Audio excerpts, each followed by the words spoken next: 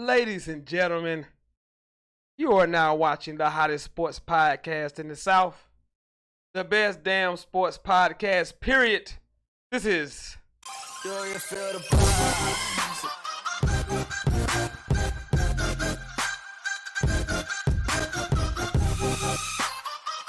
Yo! What is up? Welcome to a Talking Trash Thursday edition of Sentell, the hottest sports podcast in the South. You know who I am, the sensational Sentell Wildman. Welcome to the show, man. We got lots to get into, man. It's a huge weekend in college football. Got some great NFL action. We're going to get into all of that. If you haven't heard, Kelly Bryant has transferred out of Clemson, so we'll look at some possible destination spots for him as well. And as you can see, I am joined by my guest co-host at this time, the one and only Wentz Woolridge.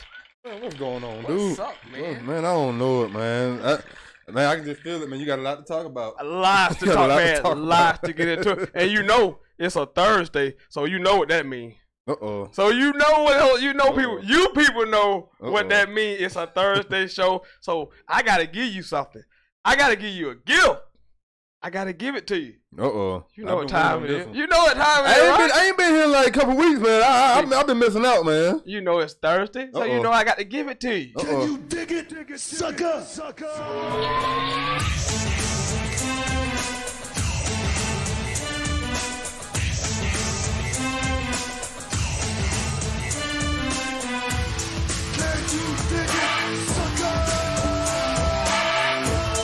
Oh, that's right. Can you dig it? Sentell sucker of the week, baby. Let me get right to it. You know, for the history of sports, we've heard GMs and coaches and owners say, we're going to make the best decision for us. We're going to make the best decision that give us the best chance to win. That's what you hear, right? We hear it all the time. All the time. Somebody get hurt. We're gonna bring in the guy that give us the best chance to win. That can help us win games. It's a lie. That's what we all hear, right? Man, unfortunately. Unfortunately, I'm going through this right now. My quarterback was injured last week. Terrible, man, to see him go down like that. Torn ACL. My boy Jim. Prayers up for Jimmy G. I'm distraught right now. I love this kid. Supposed to been a breakout year for him, man. Oh my God. But anyway, back to what I'm going on about.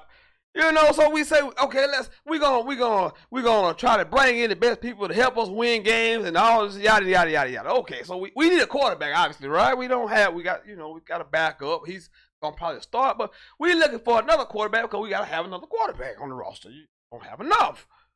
So Tuesday, the 49ers tried out this list of tryouts for certain quarterbacks, and I want you to hear some of these damn names of these people that they brought in for these tryouts. One, Kelly Clemens. You may know him from the Jets and some other stops. How long ago was he in the league? Kelly Clemens. 21 career starts. Oh, man. 8 wins, 13 losses. Oh, shit. 16 TDs, 21 interceptions. Oh, man. TJ Yates, 7 seasons in the league, 10 starts, 4-6. Again, 10 TDs, 11 interceptions, so more interceptions than TDs. Tom Savage. Oh.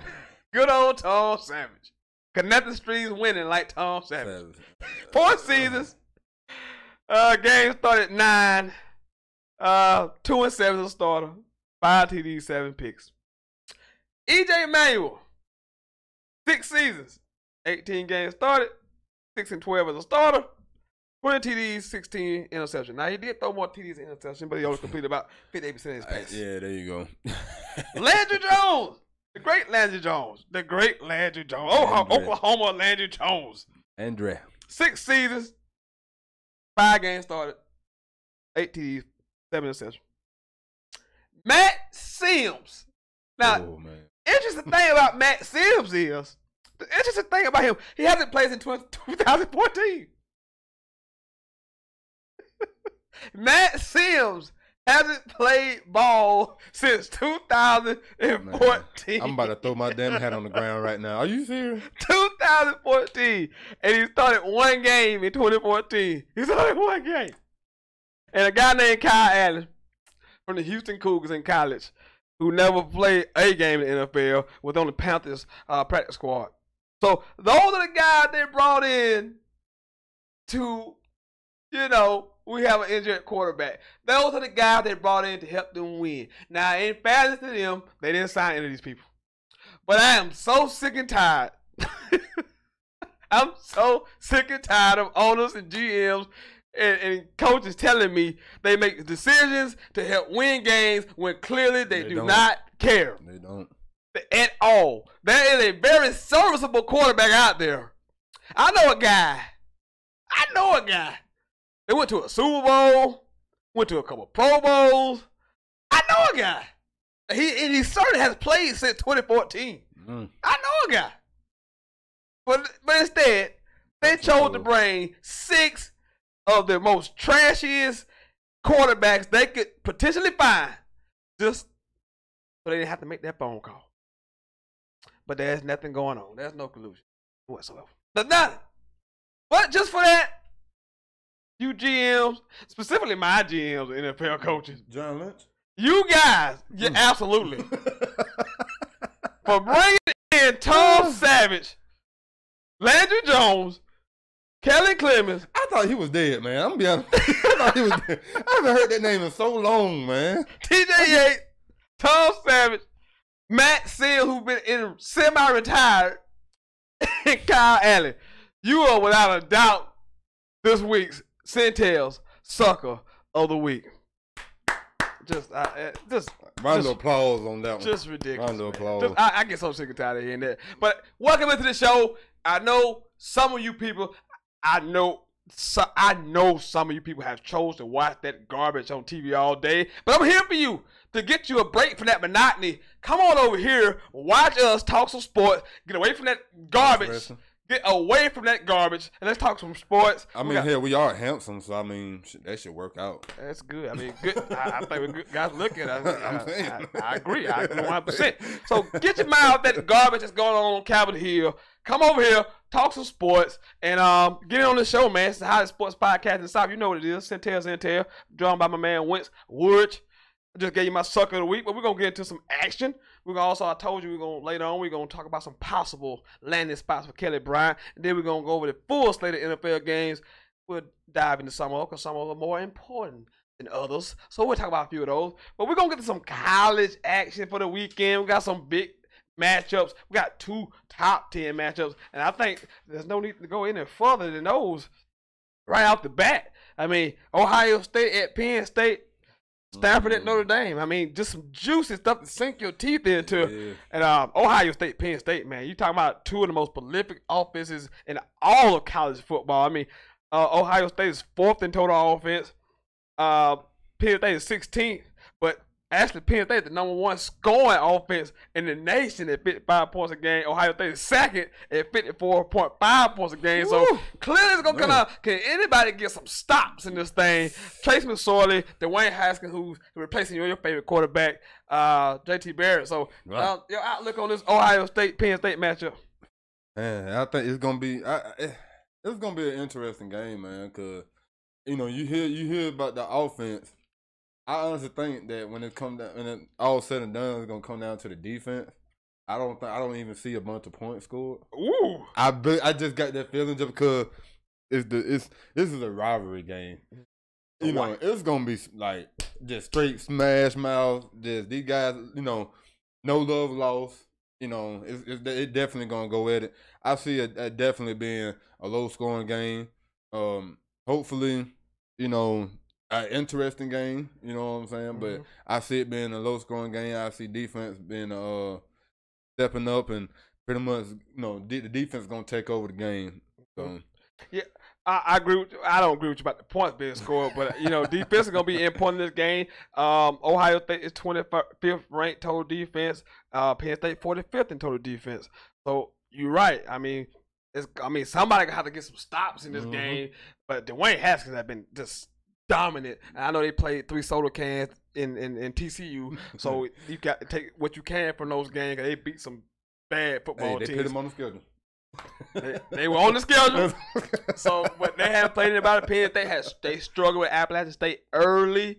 kind of they beat the brakes off Pittsburgh, and then they had a win last week. So they kind of writing themselves 2-4-0 teams. The Big East, the Big Ten East Division, trying to get itself established. So looking forward to a really good game. Penn State have a whiteout, so you know the stadium will be full with people dressed in all white. So James Franklin had that crowd incensed, but will it be enough to topple? Sound like the Klan gonna be there. Sound like it's all white. Wow. So white out, white T-shirts. Okay. So no white hoods, right? Just T-shirts with the hole cut out. No. I can't see a damn thing out of this. Hey, so can Ohio State, can Penn State get enough stops to top of the number 4 ranked Buckeyes? What say you? Predictions on the game? I'm actually gonna take Penn. I mean, we all know I hate Ohio State. It's seeping through your pores. Oh, do you have no idea? You're not hiding it very. You see the hair standing up? You're not hiding it very well at all. No, because I mean, I mean, my hatred comes with Ohio State because for one, they the only school that figured out that they can take a guy and keep him there for like 10 years. Hey man, and then you know the whole debacle of the playoff thing. You know, it pisses me off that those guys can. They all like you know in the last few years they always found their way to get in there. Even if Penn State or somebody else win the Big Ten, they find their way in the playoffs. So that's my thing with them. Well, they got screwed last year. I feel. You sure about that? They got shafted a little bit. But you know, come on. But you know they got to balance things out. They looked out for you too many times, so they now you got to be on the shit in the stick. But other than that though, I mean. I do see it being a close game. I think it's going to be an interesting, you know, it's going to come down to the wire. I just think that, you know, Chase McSorley, that kid, I mean, him and what's the other, the playmaker? One, I can't think his name. The receiver, I know you're talking about. Yeah, I mean, I just think that I can, you know, I think they're going to do just enough to get by Ohio State. Well, I like Sanders, the kid, the running back guy. He ran up like 200 yards last week. Yeah. He had a huge game, but man, I just don't see Penn State defensive back being able to hold up. Man, they lost a lot defensively, especially on the back end. I just see Dwayne Haskins and all those guys. He got a ton of weapons. Paris Campbell and a few other Trey Knox and some other guys out there on the outside that can take advantage of this Penn State secondary. So I got Ohio State. I ain't gonna say big because it will be emotional early on. Now I do need to know about Joey Bosa. Is not Joey Bosa. His brother Nick Bosa, is he gonna be available for this game? Don't know his status yet, but I just think offensively Ohio State has a lot too much for Penn State. But the home crowd to keep it close early. But the Buckeyes have already faced some adversity going out to play TCU. So I think Ohio State gets this win, not comfortably, but I think they win by at least a touchdown. I can see that. In Happy Valley. I can see that. Stanford at Notre Dame. Last week, Notre Dame they changed quarterbacks, went to Wake Forest, and just absolutely demolished Wake Forest 56-27. I did not see that happening. This guy named Ian Book, the junior, so he replaced the other guy. And he threw the ball well, 327. He threw 2 TDs. He ran the other TD. And then Stanford had an amazing comeback last week against Oregon when they were down 24-7. And they come all the way back and win the game in overtime. And, you know, we talk a lot about Bryce Love, but KJ Costello has been really, really good. I mean, on the season, he's 10 TDs, 3 picks, over 1,000 yards passing with a 64% completion percentage. So he's been really good. So Stanford at Notre Dame, your initial thoughts on Stanford at Notre Dame? I think I'm about to really give praise to Stanford, like, man, but Pac-12. I know you love the Pac-12. Oh yeah, I just dream about the Pac-12. I know you love the Pac-12. But Bryce Love, he's definitely my candidate right now, my leading candidate for the Heisman. You know, other than him, I think it's neck and neck between him and my man from West Virginia, Will Grier. Mm-hmm. But he's a hell of a talent. The quarterback for Stanford, he is playing ball. Hell of a comeback last week, man. That was a hell of a comeback. It just shows, you know, them guys do not give up. You know what I'm saying? And I can't believe I'm about to say this, but, you know, for a team like that in the Pac-12 to do what they did and, you know, grind it out. And, I mean, they earn a lot of respect from me. So, this week, I'm going to take Stanford over Notre Dame. Wow. Stanford on the road, going to South Bend, getting a win, he say. this is a really big game. It is. On both sides. I mean, this is a huge game. It is, man. I mean, Stanford still got a tough schedule because you still got to play Washington, of course. So Notre Dame traditionally has a tough schedule. So this game could really potentially be for a playoff spot if you look down the road. I agree. I see that happening. Huge. I see that.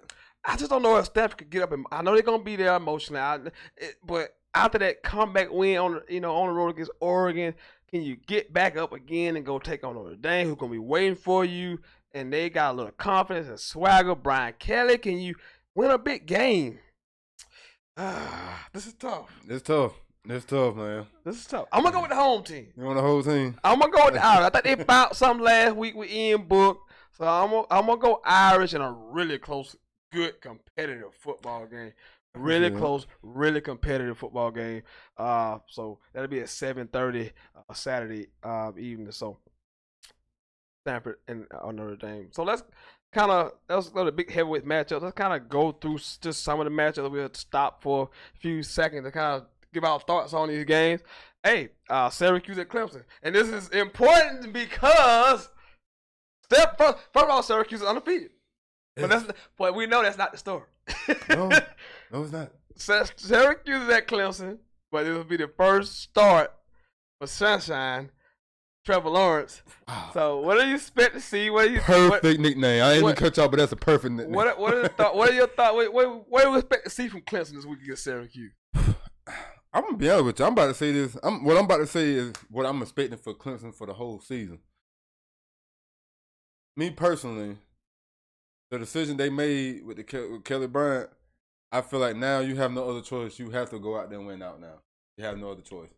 For them to pull that move that they done, you have no choice to win. And I tell you what, Clemson might go in there overconfident, but they don't realize that they playing a team that, Syracuse, I mean, they one time was a laughing stock, the Big East ACC. Now, you can't laugh at Syracuse, man, because they spread that field out, and and they will attack you. You know what I'm saying? Because they done it to us. They done it to who they played last week? At Florida State. Yeah, Florida State. I mean, if Clemson don't take them serious, Clemson will lose. It'd be an interesting game. The high noon start time, so. Just so right off the bat, Sunshine out there right off the bat. We throw you right in the fire right off the bat. I think this is one of those games. But Clemson, I actually think Clemson is gonna play well in this game.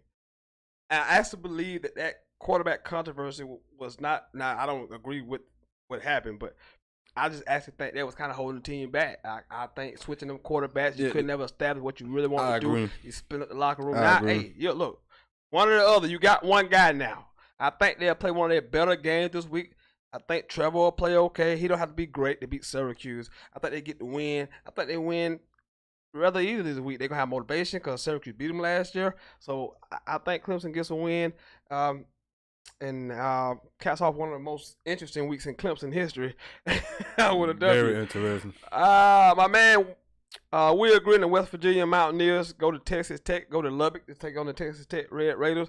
West Virginia hasn't had a road game yet. They was supposed to play NC State a couple weeks ago, but the Hurricane washed that game out, so we don't really know. They haven't been tested yet. And then Texas Tech out of the blue just go on the road and just crush Oklahoma State last week, who had just beat Boise State the week before, so we thought they were good. So really, in the end, we don't know a damn thing about either one of these teams. Now, West Virginia's my pick to win the Big 12 because of Will Green and offense, and nothing has changed my mind offensively about them. David Seals, they got some guys on the outside to go along with Will Green through 5 TD passes last week. But I think the West Virginia Mountaineers, this is the week you got to go on the road against a quality opponent and establish yourself as a team who can actually win the Big 12. I agree. I totally agree. I'm with you on that one. I think West Virginia will win the Big 12. But yeah, I'm like you. This is that game that's going to define, do y'all belong or not, So I definitely, like I said, I'm will agree. I'm pulling for them. So I definitely see West Virginia going out there. Competitive game. I think them points gonna be scored in that one. Yes, this might turn out to be a score of a college basketball game, but whatever over you take it. Yeah. I agree. If it's over 150, take it. This game gonna be high scoring. It is. But I got West Virginia in this one. Yeah, I got West Virginia where I just want to see how the defense plays because I know this game gonna be high scoring just by the nature of it. It's gonna be high scoring because that's all Texas Tech does is throw the football around the yard. That's all they do. We know what West Virginia represents, but I think it'll be a high scoring game. West Virginia gets the win on the road. I see Oklahoma after they struggled last week against Army at home. That went to overtime. They get Baylor this week. Baylor's actually 3-1. Blew out Kansas last week.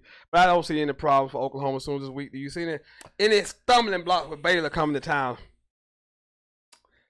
Man, I mean, you would think because if you stuck with Army, pretty sure you would stuck with Baylor. So, I hate to say it like that. I'm probably gonna get cussed out, man, because I know some Oklahoma fans, man. So, ain't too many people gonna like what I said. So, but I honestly think that they're gonna come out and Oklahoma gonna play Oklahoma ball. So, end of the day, you know what I'm saying? They gonna do their thing. I see them taking the W. My bad. But you look at Army, they run that triple style option. You don't really see that, so that kind of probably threw them off. But I think they'll handle them manhandle them easily. Alabama playing Louisiana. We're not going to waste our time talking about that. They're going to crush Louisiana. I don't know what the points is. Just take them. Texas got a big win against TCU. Are now 3-1. They go into Kansas State. I think they continue this roll they're on right now. Beat Kansas State. Kansas State, they are struggling. Yeah, Texas, they I'm like you. Kansas State is struggling. Texas is like starting to pick it up right now, and I'm always been a big Texas fan, so it's like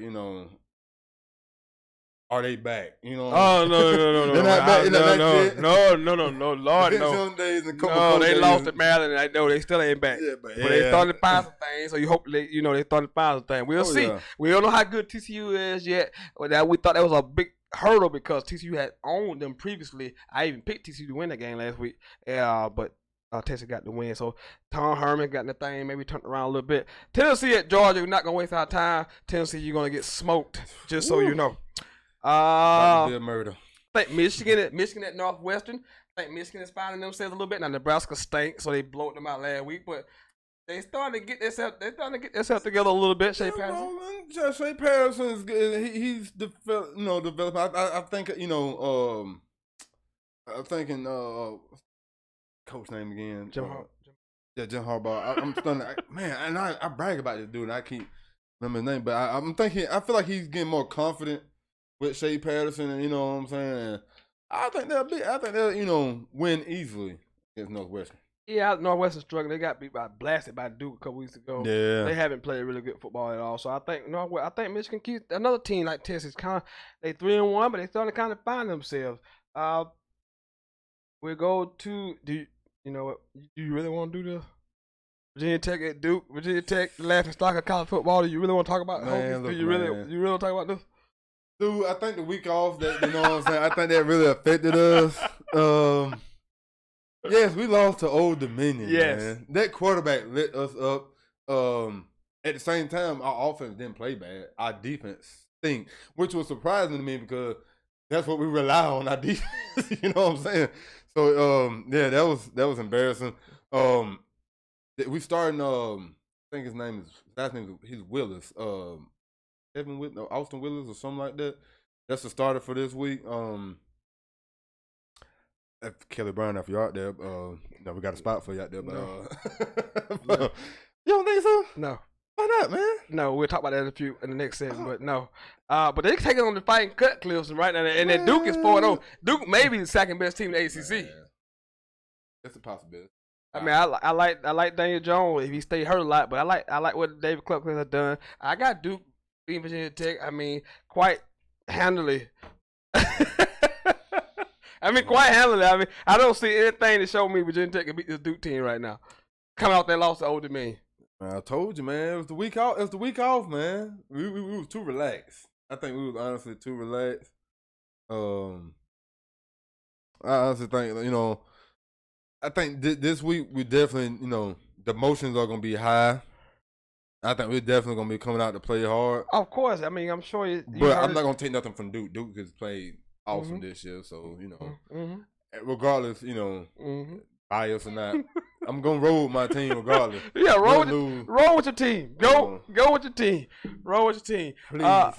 Again, we're gonna spend a little time on this one. We're gonna take a little second to talk about this one. South Carolina at Kentucky. All of a sudden, 4-0, 17th ranked Kentucky Wildcats. This ain't basketball. The Kentucky Wildcats coming off 2 huge wins. They destroyed Mississippi State last week. They destroyed Florida 2 weeks ago. Yes. They have beaten South Carolina 4 years in a row. Gamecocks coming off an impressive win last week against Vanderbilt. I know a lot of people don't think that's impressive. I thought it was impressive, but kind of handicapped that Kentucky South Carolina game going into the week in Lexington. 4 years straight beating South Carolina, right? Yes, 4 years straight. Make it 5. Make it 5. Oh, Gamecock Nation is not gonna like it. No, they're gonna like it, but I'm willing to start a petition. Bentley, I think you should be auditioning for Wild 'N Out. I think you can talk trash pretty good. But you can't back it up. And Kentucky is like, man, Kentucky playing ball right now, running the ball good, man. I'm like, I'm actually kind of happy for Kentucky, man. You know what I'm saying? Like they was a laughing stock for a long time, and now they coming out playing ball. So I'm taking Kentucky all the way. I mean, you look at this, man, and I change. This is what you do. You don't get one position and just stick there because you said it earlier. You do is watch things, and things change. You can change your mind. There's nothing wrong with it. There's nothing wrong with meaning you're wrong about something.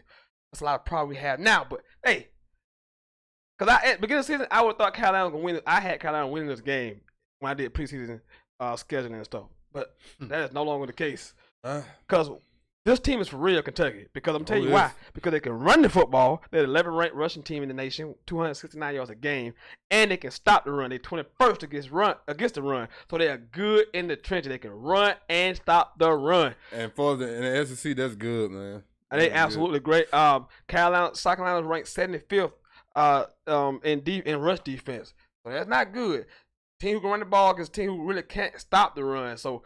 And it's in Lexington. So a big edge to Kentucky. Yes. And this is a game where Carolina win because everybody going to expect Kentucky to win this game this year after they have beat Carolina 4 years in a row. But I'm going Kentucky. I've seen enough. I like the quarterback position. He can make a lot of play with his feet. I like him on defense. That home crowd, Mark Stoops has got him rolling, man. They dominated K-State. They dominated Mississippi State last week and got a huge win. Which brings us to Mississippi State. Interesting matchup.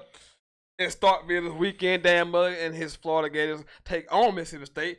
If you know the backstory about this, Dan Mullen was at Mississippi State for 9 seasons, he returned back to Mississippi State. Cowbells will be in tow. Nick Fitzgerald and offense struggled last week against Kentucky. Florida coming off of beat down Tennessee, but I think everyone's going to beat down Tennessee. So, any thoughts on Florida versus Mississippi State, Dan Mullen Bowl?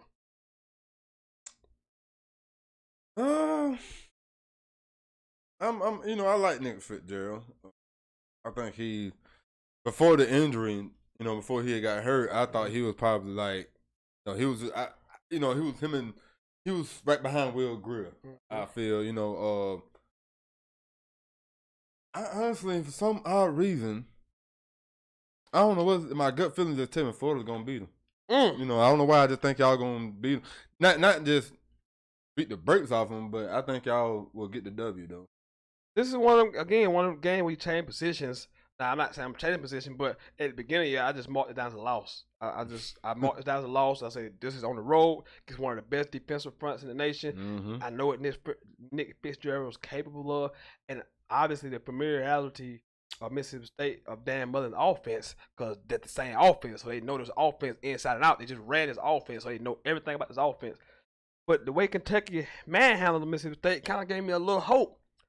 But with that being said, I'm gonna be objective. I still think this is a tough game for us up front because I haven't seen my offensive line being able to dominate in the trenches against quality opponent. Tennessee is not a quality opponent in my eyes. No, it's not. So I think we're gonna struggle up front to stop this defensive front. Now I'll be rooting like hell for Florida, but I'm gonna stick by my gun. I think Mississippi State is just better in the trenches.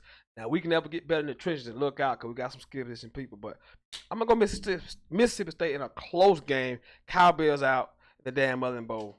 We're gonna transition and go and talk about Kelly Bryant, but we literally finna transition. So right after this split second, we're gonna talk about Kelly Bryant and some possible destinations that he could end up at. All right, we're back. Like that. Yeah, just like that. We're back. As you know, Kelly Bryant has made the decision that he is no longer going to stay at Clemson. So we have to now start to look at some possible destination for him. And several came up in my mind. And I've been wrecking my brain, going through and scouring all rosters and trying to find because number one, you got to have a coaching fit, scheme fit, location maybe a fit.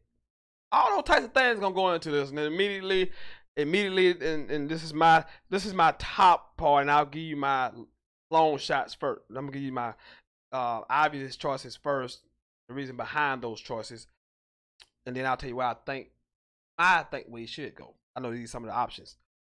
Arkansas obviously is Chad Morris, the head coach. Chad Morris was his offensive coordinator when they recruited Kelly, so he has some ties to Chad Morris. My only issue is Arkansas roster is fucking terrible. It sucks.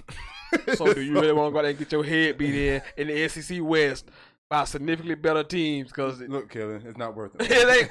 I mean, Arkansas. I know you like Chad Moore. The offensive suit you, so it's a coach fit and a scheme fit. But yes, the talent on this roster is not even good, and you won't even sniff. Maybe not even a bowl game. I know you're really good, but this roster is not what you want. Auburn, for obvious reasons, it's Gus Malzahn. The success he had with Cam Newton in this offense.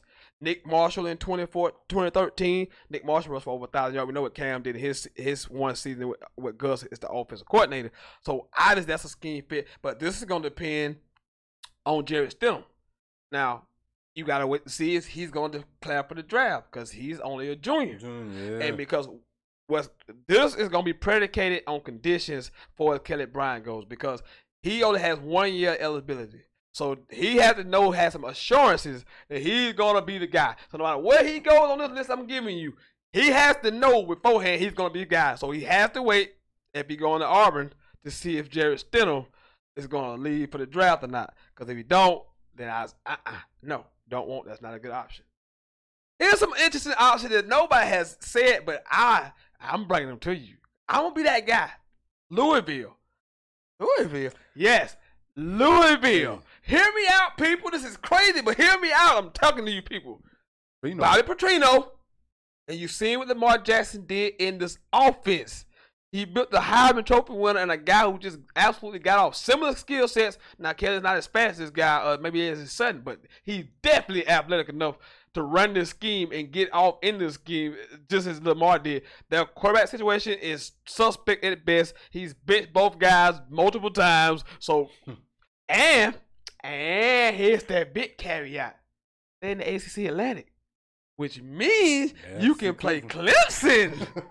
So you can be petty as well. So Louisville, I thought about that. Louisville, I haven't heard that, but I give you intel right here. Oklahoma. Yeah, Oklahoma. Lincoln Riley has a great offensive system. Kyler Murray is only playing one season. He is on the contract for a baseball team who allowed him to play this year, and that's the only stipulation he can play this year. So he's a 1 year guy. So he's out of there. Go slide in right there in Lincoln Riley's system. Oklahoma is going to be a national contender. They usually going to be the best team in the Big 12. So you can get back into the national title race easily. Oklahoma. Hey, nobody has heard. I haven't heard Oklahoma, but I'm giving you these things. There's another one. NC State. NC State recruited him heavily out of high school. Ryan Lindley is a senior. He got a good relationship with Dave Doran, who is the head coach. So, again, another thing. They're in the ACC Atlantic. Guess what? You get to play Clemson. Unfortunately. So here goes some of the guys. Here goes some of those less than ideal situation, but they are on the list. Miami. Boo. Boom. Mark Rick is a really good quarterback coach. Malik Rozier is a senior. Now, the issue with Miami is they have two really young quarterbacks they may believe in. Both was highly rated quarterbacks. So, you're going to go down there with a chance to have to compete for the job. Not that you don't want to compete, but you want some assurances when you are a fifth-year guy who has already graduated and you got 1 year. You need to know you're going to be the guy. So, they got some competition down there. So, that's why I say that. There's another team that nobody think about, and it's funny because these two teams are playing this weekend. Syracuse. Dino Babers has a really has a nice scheme fit, and Eric Dungy is a senior, so he'll be gone. But they do have Tommy DeVito, who came in against the Florida State game and played really well. He's only a freshman, so how much do you believe in DeVito? So Syracuse, and again, Syracuse in the ACC Atlantic. You can play Clemson. So those are my top, and I'll go back now to my long shots. But just show, thoughts on some of the teams that you've seen on here, and what, kind of get your input on it. The really team that I would want to see him play with, there's two actually. Oklahoma, Auburn, and I'll throw Louisville in there just because Papa Petrino, I mean, he's a liar, And Kelly, if you even give thought to Louisville, just remember that Petrino is a liar. We got to just bring it up, man. The guy has lied. You choked on that one. But the guy is a liar, though, man. You know what I'm saying? He has a history of lying. So, would you believe him if Kelly, you're going to be my guy, this and that, and he might be planning something else right behind your back, you know what I'm saying? So, it's kind of hard with Petrino, but Auburn, just because that's the dream scheme. That's the perfect scheme for Kelly, and on a good team. Oklahoma, like you said, right back in the national championship race, just like that. If it's not neither one of those, I definitely can see NC State. Just because I feel like he'll go there just so he can, go against Clemson and everything like that. So I can see that. I can definitely see that. But I think Oklahoma and Auburn are my favorite too. I agree with some of that, because obviously I got more teams. So, but I mean, I think to me, those are the teams. 2, 4, 6, 7. I think those are the 17 that I legitimately think have a shot and would be scheme fit, coaching fit. Now, here goes some of the long shots to me. West Virginia, we agree, obviously going to the NFL. Now, it can be an up-tempo run, more offense, but, Smith's been in his offense, so it got a little running element to it. UCLA, but they got this young freshman quarterback named DTR that I love a lot, Dorian Thompson-Robinson, and his dad has already came out cursing out Chip Kelly already about playing time, so bringing in a highly talented another quarterback would probably not be good. Yeah. Nebraska. Scott Frost, he's not really happy with the quarterbacks he has right now. And he got a true freshman out there, but he's really struggling. Maybe he needs another couple years to kind of sit back and watch the game before he actually plays. And then I think some of the local stuff, but not big Power 5 teams, Appalachian State. Now they got a young quarterback who's playing really well, but would Appalachian State be interested? They run a heavy tight spread offense. FAU. Lane Kiffin, but he has a young quarterback down there that's starting right now. So again, you have to fight with that. And then USF, but they have Blake Barnett. He's a junior. He could lead for the draft. I mean, he's like a 8-year senior himself. He's been you have to be sure. Yeah, you have to, but you have to have assurances that you're gonna start. So those are the lists. That's my list. If and if you want to get in on that, anything we talked about before we move forward, the number 864-378. 5943 864-378 5943. And before we get off this Kelly Brown situation, I want to talk to both sides of this. Two people make decisions for the best interest of them. Now, whether you disagree with it or you don't, that's fine. But the negativity that I've heard from both sides is sickening to me. It is, man. I mean, because again, now I don't agree with it because I don't think Kelly deserved to lose his job. But at the end of the day, Dabo make $7.5 million. I told you the other day, he's going to make a decision that's best for his team. And in turn, I tell you, Kelly Bryant, make the best decision for you. My only issue was I thought you could have told Kelly that in the spring because I've already established what I thought happened. I gave you the walkthrough Tuesday night. If you want to see that, you can watch it back. I'll give you a summary of what I basically said. They told Trevor Lawrence when they recruited him, he's going to start day one. That's what happened. Now, you can believe that if you want to. Don't. But I don't give a damn person if you do or not. I'm telling you what happened. And what happened, Kelly Bryant got there was supposed to be a stopgap and a bridge from Deshaun to Trevor, but Kelly balled out. So now you're in a quandary because you got Kelly who balled out, and you really can't bench him. You have no other reason to bench him other than say, we want this guy to start. So they couldn't get that out and just say that. So here we are. So both parties made a decision for both sides. So all the negativity, just let that need to cease and just cut all that other nonsense out. I get so sick of hearing that. Look, man, decision was made from both parties, and anytime a tough decision is made, people gonna feel wronged, regardless of what side you on. But all the back and forth challenge about each other, personal attacks, is uncalled for. There's no need for all of that. So let's get that shit out the way, because that has nothing to do with nothing. I agree. I definitely agree. And for Kelly, I mean, I hope he finds somewhere, dude, and hopefully you ball out, have a good year. And put all that stuff behind you and just move on with your life, man. Absolutely. I mean, at the end of the day, he has a goal and he wants to play NFL quarterback. This prolongs his career. Again, I wish he could have got that opportunity because I would have wanted him to play this year. But hey, go somewhere now. You get in the system, then you got all spring. Then next year you go ball out and you see what the chips. The most important thing that you said, and I totally like 1,000% agree with you. Dabo should have said something during the spring. It should have been, and I had people like, well, what does it matter if he said something then and then saying something now? He's gonna play next year. I'm like, dude, if he could have said something during the spring, summer, whatever, that dude could have went somewhere else and got in, done the offense, and could have been playing this year. You know what I'm saying? But certain people just don't want to. I don't know if they want to admit that or they just if you're a diehard Clemson fan, that's cool. But right is right, wrong is wrong. You know what I'm saying? You should be able to know that if you're a real human being, you should be able to know this man up or woman up and just say that was wrong. You know Absolutely. what I'm saying? And see, that's the thing. They hold Dabo on this holy and thou type mentality, man. Like at the end of the day, this man makes $7.5 million. He makes a lot of money to make a lot of tough decisions. He's gonna make decisions based on what he thinks is gonna be best for this team. But don't sit here and think that he doesn't do wrong because he gives you this all this spit about how he is. That's false. That's false as it gets, man.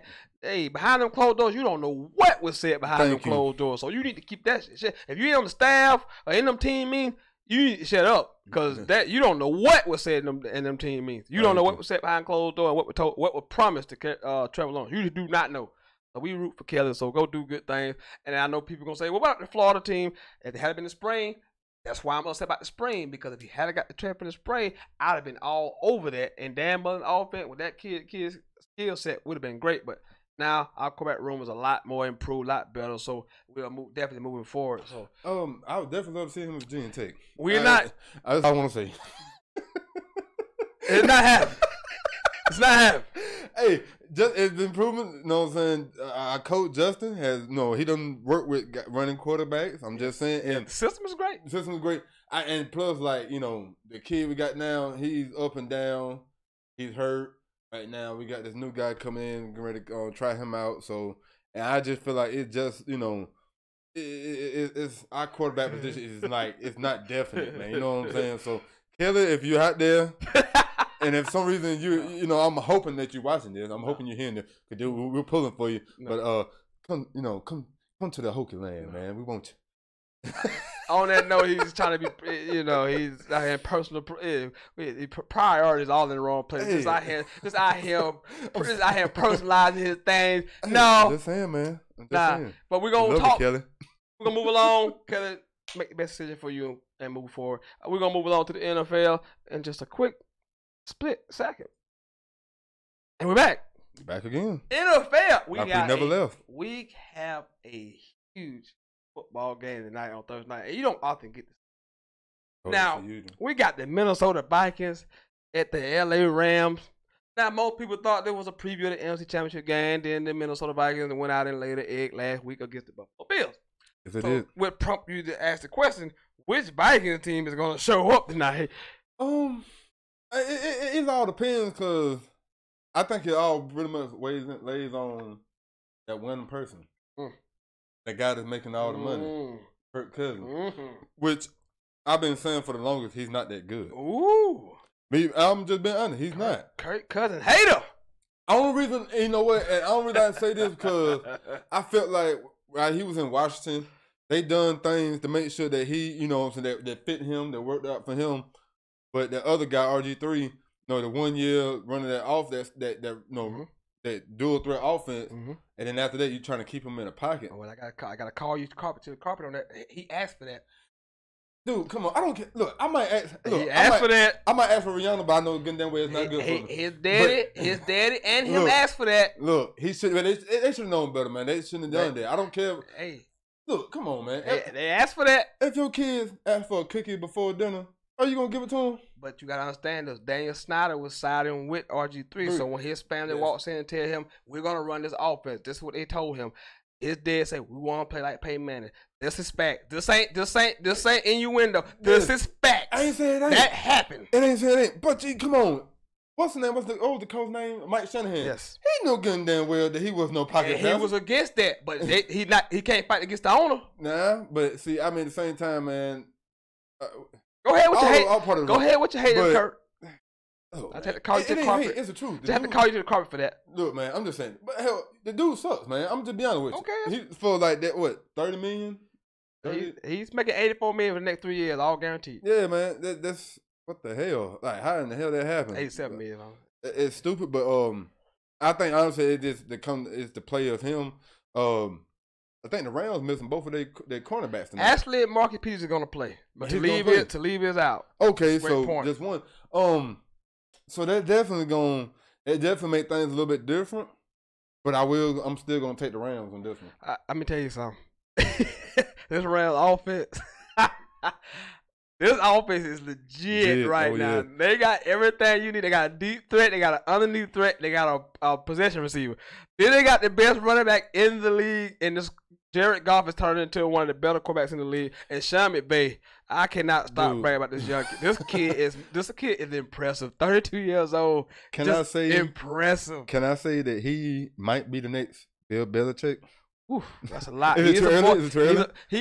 Well, I know what you're saying, but this guy's more an offensive genius. Bill's more the defensive guy, but I can see what you're saying. Now that's not heap too much, but he brought all these big name guys in. We thought they were gonna have trouble, and Ndamukong Suh, Talib, Peters, and so forth. Now they winning games, so winning cures all ills. So if you have any issues, but this offense is too explosive, and they can make enough plays now. Peters banged up. And so they got some good receivers at Minnesota, but I think the front gonna get out to Kirk Cousins tonight. Yeah. And I think the Rams gonna win, kind of going away tonight. I agree. I'm like Kirk. Dude, man. I just don't. I'm just not a fan of him. I'm like you. That defensive line gonna get after him. They gonna get after him all night. The Sue got a motor on him, man. Oh yeah, you play beside Aaron Donald, the best defensive player in the league.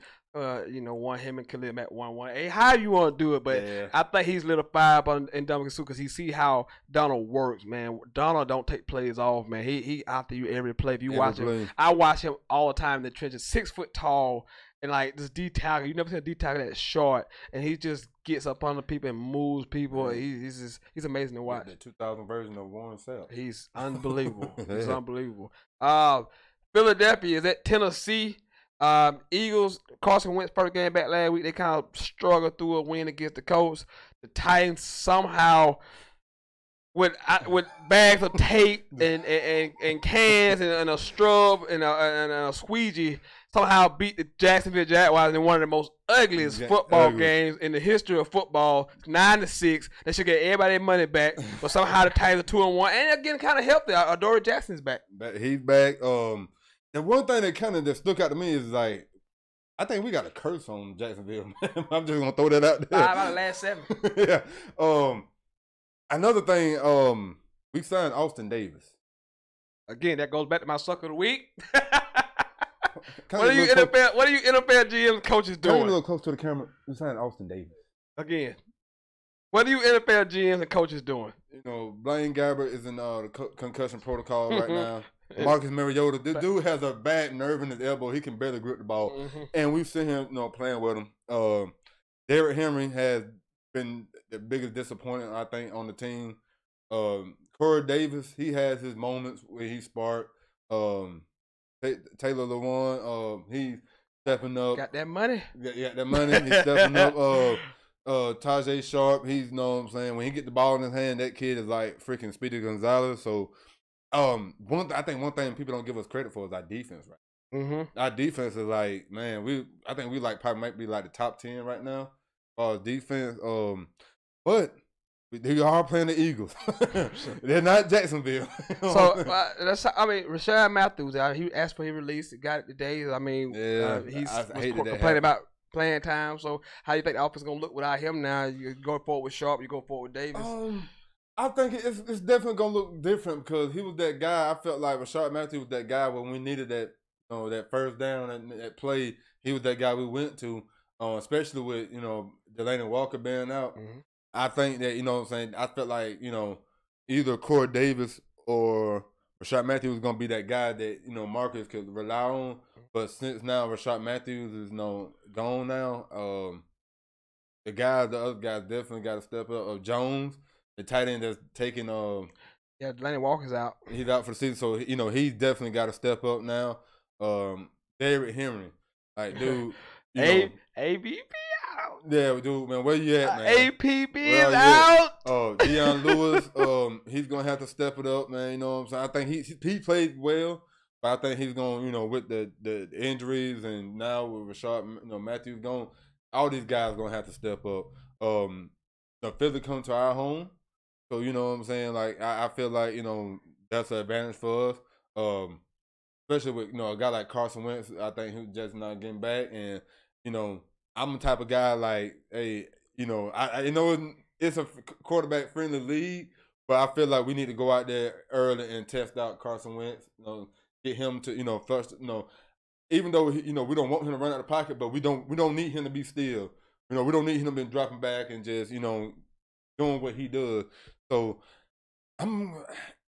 you call it bias, call it what you want to call it, but I'm a Tennessee guy, so I'm going to go with Tennessee. Even though that Philadelphia might have, the better team, I'm still going to go with my Titans. So. Speaking of injury, Alshon Jeffries, I think he's cleared. I know he's practicing. I don't know if he's going to play or not. That would be big for the Eagles. The offense hasn't looked the same since he's been out.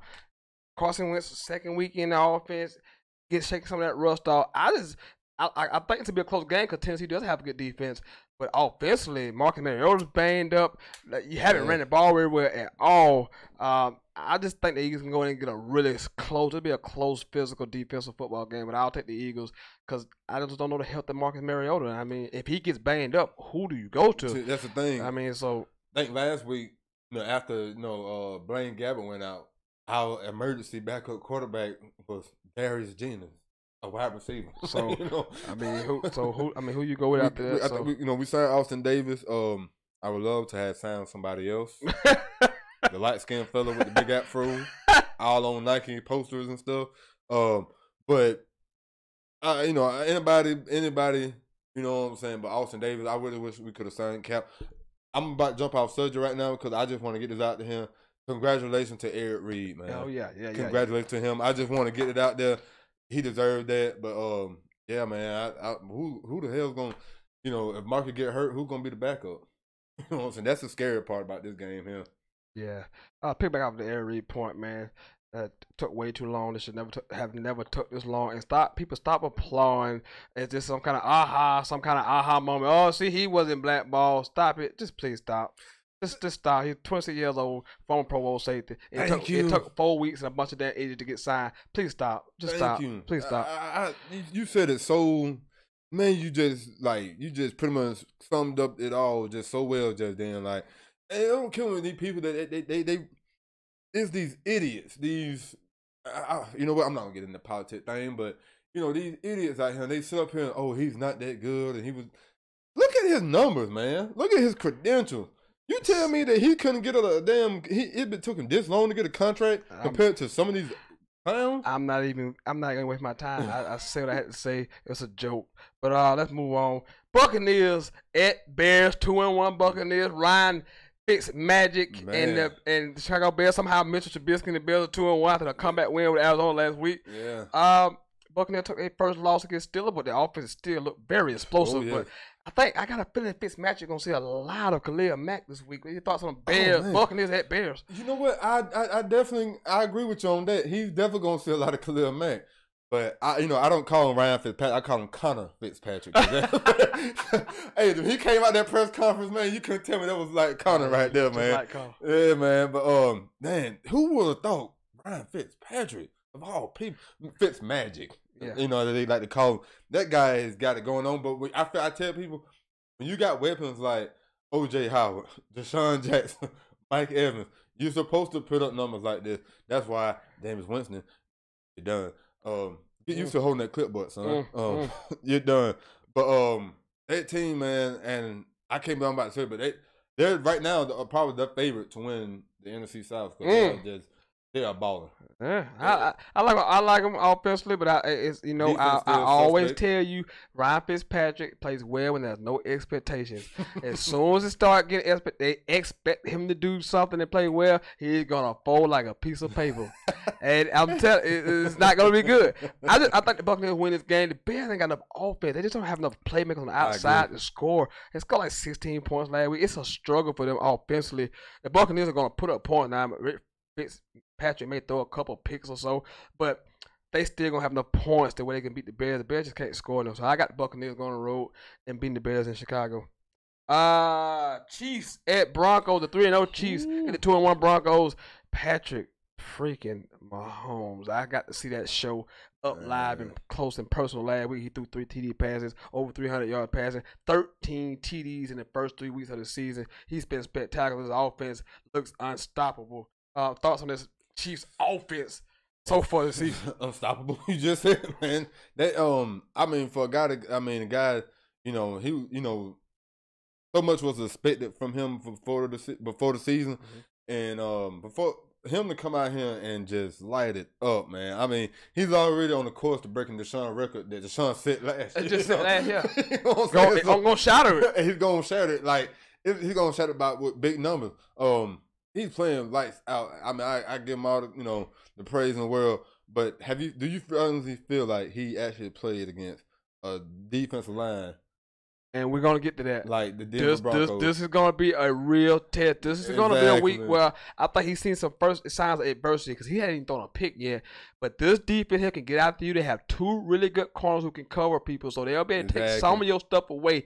But man, the Chiefs got so many weapons, man. Who's gonna keep up with Tyreek Hill, man? It's unbelievable. They got some guys, but you can't take away Travis Kelce. It's Tyreek Hill. It's Sammy Watkins. It's DeMarcus Robinson. And I'm missing somebody else, but they just got so many guys that can beat you all over the field. But they're going to struggle this week because that Denver altitude is real. Yes. I like the defensive front for Denver. I like defensive what they can do, but I just don't know if they can score enough points to keep. Because I think Chiefs still score their points, but there'll be some adversities this week for the first time for the Chiefs. Broncos struggle to score a point, but they're going to give him a lot of fits at Denver. But I'll take the Chiefs in a really close game at Denver. I can see that. The one thing that you brought up that I felt like people don't talk about, that Denver altitude.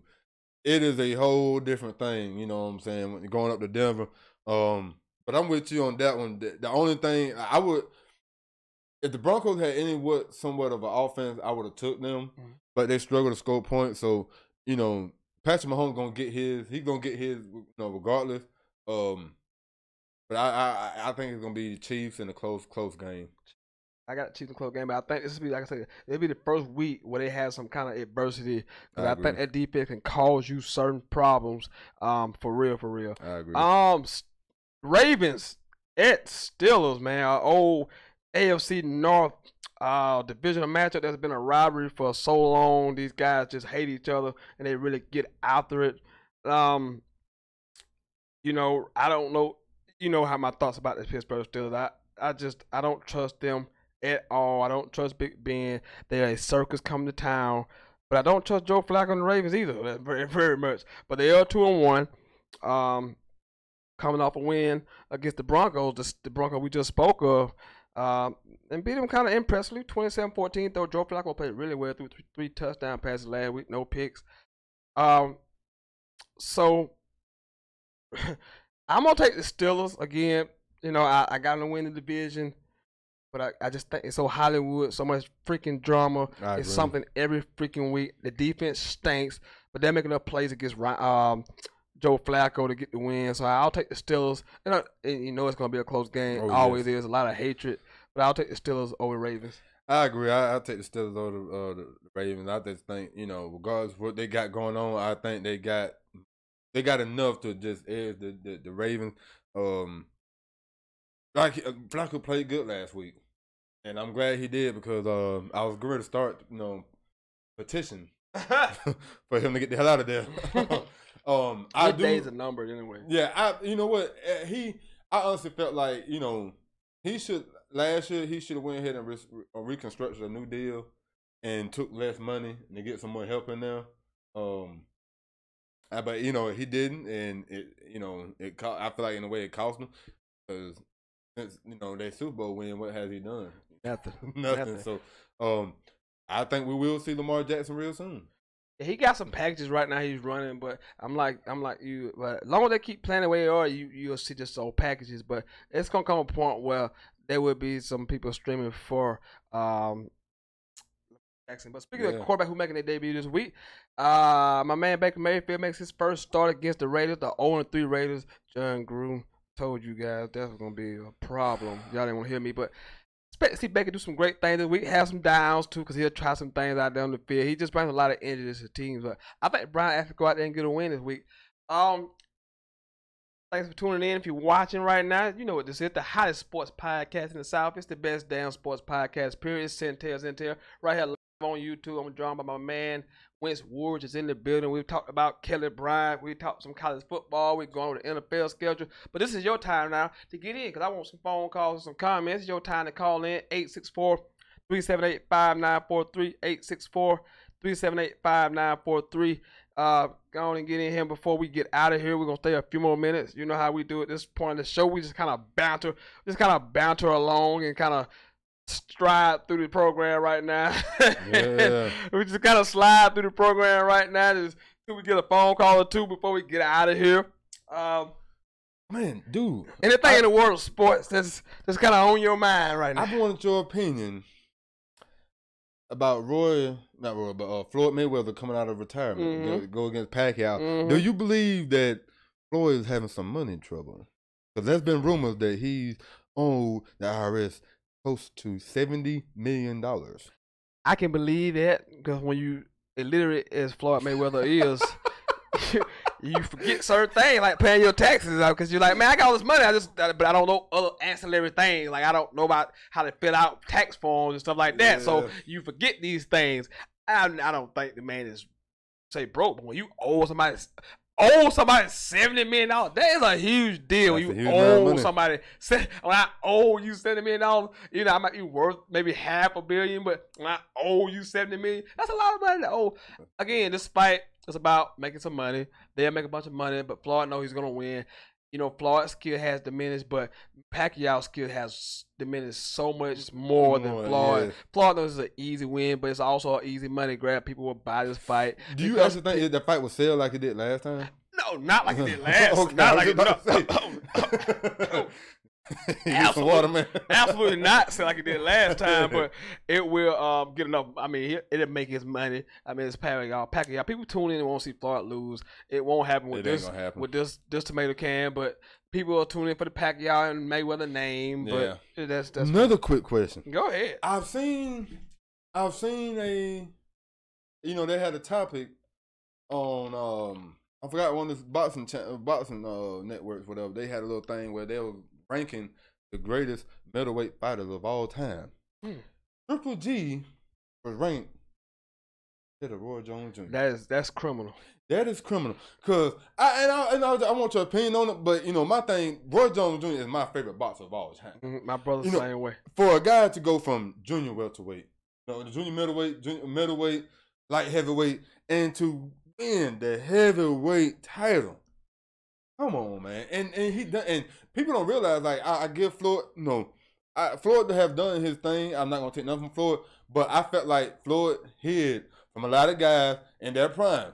You know what I'm saying? When he had a chance to fight Oscar in his prime, he didn't do it. When he had a chance to fight Shane Mosley in his prime, he didn't do it. He waited for these guys to get out their prime, then he fought them. Roy fought guys in their prime. Absolutely. And he made them look stupid. That person who made that list don't know a damn thing about boxing, because there's no way you watch Rod Jones in his prime and thought Triple G could beat that man. There's no way in hell you thought that. I even seen Roy, you know, he commented on that situation. He, you know, and he's a good sport about it. You know, it is what it is. But tell me, have Triple G ever won a fight without even... Roy Jones have won a fight without even being touched. Rod Jones was a bad ass. Rod Jones was a bad motherfucker. He was bad, man. And people, I mean, and I'm young, but don't get me wrong. Like, I think it was around about, you know, around 99, 2000 when I actually, like, first, like, when sport really got into my system, and I really, like, in boxing alone is what I wanted to watch. Roy Jones Jr. was my first boxer that I really just, he was that guy. He was the hero, because I felt like he was that guy that came from where we come from, you know what I'm saying? And, you know, people call it what they want to call it, showboating and all this and that, but a guy that can sit there and put his hand behind his back and weave you and then turn around and knock you out, call what you want to call it, but that's skill, man. And that's the thing about it, you know, Floyd the greatest defensive fighter, but just the overall fighter, Roger, you won't see a Rod Jones fight, because most people don't respect Floyd Mayweather fighting style. Now, I love it because I'm a purist, and you don't want to get hit, but he's not an exciting fighter at all. Rod Jones brought that flair to it, the excitement, because he had that capability of knocking you out. Exactly. We know Floyd is not knocking nobody out, except for Conor McGregor. They should let him knock out, but they stopped the fight before he could knock him out. But that's a guy who ain't never fought in boxing. But that's neither here nor there. You know what you're watching, man. You know what this is. Sentell right here live on YouTube. Hey, we're going to stay here like a minute, because I'm trying to get out of here, because you know what? It's a huge game now. I just told you that kicks off at 8:20. Rams and Vikings tonight on Thursday Night Football on Big Fox. So I'm gonna get over there and see that. Gotta go. So 864-378-5943. 864-378-5943. Right here on this Talking Trash Thursday edition of Sentell's Intel. I'm joined by my man Wentz Woods. We've covered all our bases. College football for the weekend. NFL football. We made some picks. We talked some Kelly Bryant. I had a sucker of the week. All of that in this fun-filled hour of the show, and we can have so much more if you chime in. But if you don't, it's all good. I'll be back next Monday night for Overreaction Monday, and we'll put all these games to bed, and you can tell me, you know, what you thought was going to happen, even though you didn't tell me beforehand what happened. Then you tell me after the fact. I don't really care, but, you know, you call in here Monday on Overreaction Monday, and we'll do it all over again right here on YouTube. You know what? I just want to throw something out there, because I just, you know, looked down and seen something about the Kelly Bryant situation. Georgia Tech. Not for his pro potential. I agree. I just thought, you know, with his athletic ability and the start offense. Don't throw the ball. You're not developing as a quarterback. That's true. I agree. Hell no. No. Hell no. Not another no. It's a hell to the no. Don't you dare. Don't you even, because they ain't got no money bags to go down to Georgia Tech. What a sinkhole. I wouldn't want my son to play nowhere near that offense. Nowhere near that offense. I can't disagree with you on that one. I can't disagree. Not now. Way my quarterback. No way my that offense. Well, anyway, you know what this is. This has been the hottest sports podcast in the South. The best damn sports podcast, period. I will be back Monday night for Overreaction Monday. I want to thank my man Wentz Woods for coming through. I'll be back Monday night. You know what time it is. You know what this has been. I am out. Deuces. Peace.